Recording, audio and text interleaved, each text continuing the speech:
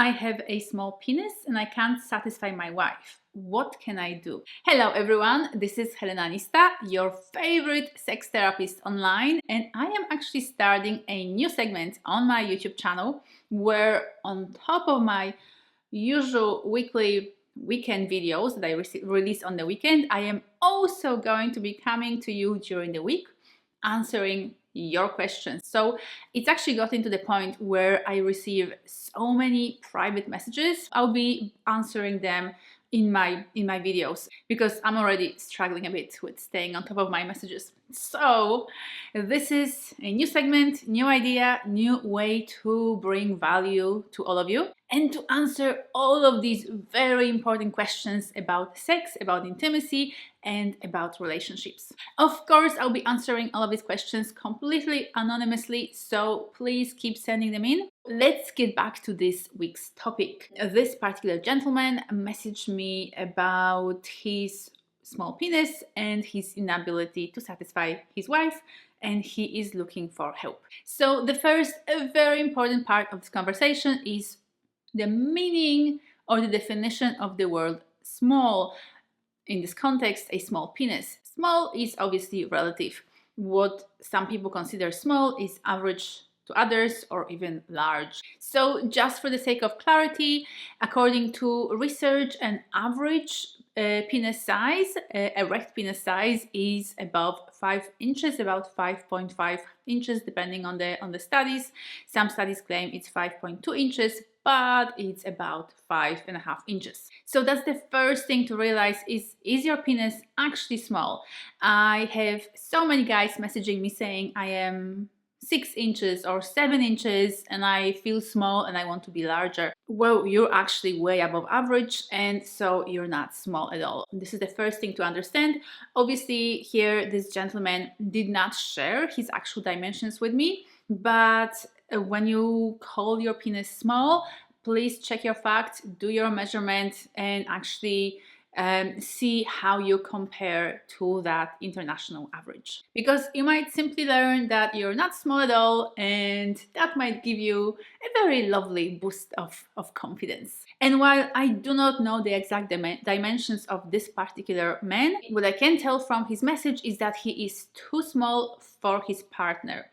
Too small to satisfy her. So this is also an important thing here to consider. It is very common to be not perfectly compatible size-wise with your partner. And yes, things can stretch and expand and there's elasticity and all of that. So there's definitely sort of room to work with different sizes. However, because human bodies are so different, like we're all different. Yes, there are certain averages, but our actual dimensions, our bodies kind of don't exactly sit in that average space, all the time. We might be above, we might be, below, above, in the middle, or anywhere, anywhere on that scale. So it is not uncommon to realize that actually, you might be too small, or your partner might desire for your penis to be a bit bigger,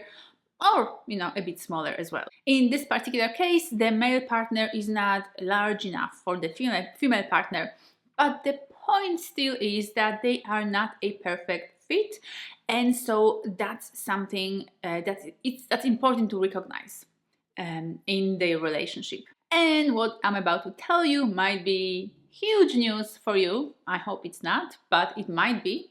And that is, your penis is not the only tool of satisfying your woman, which is great news actually. Think about lesbian couples. There's no penis, there's no male member in the mix, and yet lesbian women orgasm on average a lot more often than straight women do. So how do they do that? Where's that satisfaction coming from? And yes, I admit that orgasm is not the only indication of a female satisfaction, sexual satisfaction, but it is a big part of it. So when you think about lesbian couples, there is no sense of, oh my God, we don't have a penis. What are we going to do? And yet, that very thought or idea exists very much and is very present in straight relationships between men and women. Straight relationships, particularly when it comes to their sexuality and their intimate life,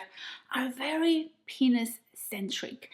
And that's not necessarily healthy. It's definitely not healthy in this particular scenario because this gentleman that sent me this message is obviously feeling inadequate, not big enough, lacking in his ability to satisfy his partner. And because he is so penis-centric in his way of thinking about their sex life together, that obviously leads her to be very dissatisfied because his penis is not long enough or not large enough for her satisfaction. So if he's using only his penis or mainly his penis in an attempt to satisfy her, that is not working out obviously very well for her. However, lesbian couples aren't the only ones who can go beyond this penis-centric narrative. And this is something that I actually encourage you to do, all of you, regardless of how well your size is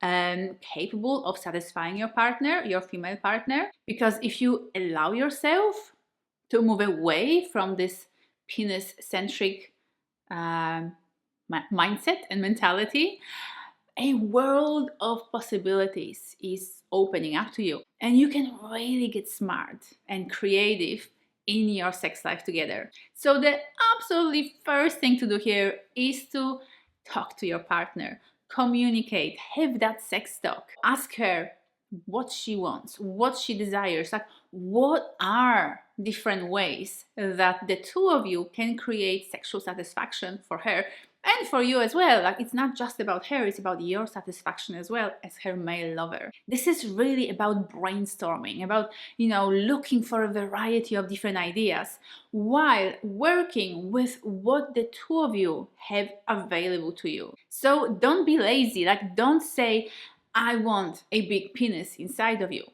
Unless you are into cuckolding or you have an open relationship, in which case you can go and find another lover. But assuming that you are in a monogamous relationship, that is not going to be helpful. That is going to be a very lazy way to have this conversation. And if you're not quite certain about this whole brainstorming, or you just do not have a lot of ideas about what to do, here are some things that you might find fun and exciting. Using your hands, touching, massaging, stroking, caressing your partner all over, on her breasts, on her genitals, inserting a finger or two fingers or three fingers inside of her, stroking different internal spots inside of her, the G-spot, the cervix, the vaginal walls all over, and playing with your hands in a variety of fun, wonderful ways. Just make sure to use a lubricant because it just makes it all much more slippery and pleasurable. Your tongue and your lips.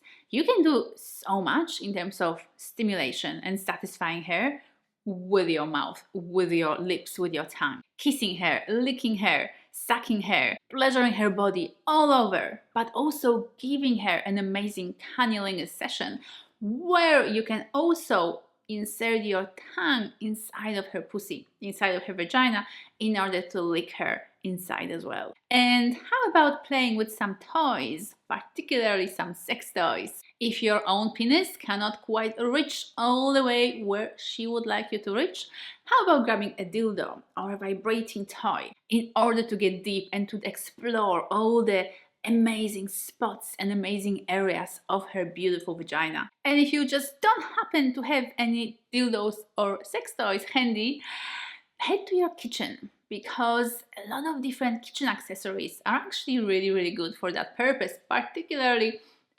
those with long handles. Of course, make sure that those handles are very smooth, that you're not going to hurt her in any way, and do use plenty of lubricant as well. But you can, of course, reach for many other items that will do the job well. Get inspired, look for ideas online or maybe in your own home and see what you've already got handy to use during your sexy times together. I really like to compare your sex life to a playground where you make the rules. Like, who says that sex needs to look like a hard penis pumping her deeply and vigorously until he ejaculates. That's just one version of sex that doesn't necessarily work for many couples. So how about creating your own playground, your own rules, your own ways of playing together that don't even need to involve a penis in the vagina? You know, so many people get so stuck on this idea of what sex should be, or how it's supposed to look, or what sex is and what sex isn't. A lot of people watch porn and get inspired by that kind of way of sexual, intercourse.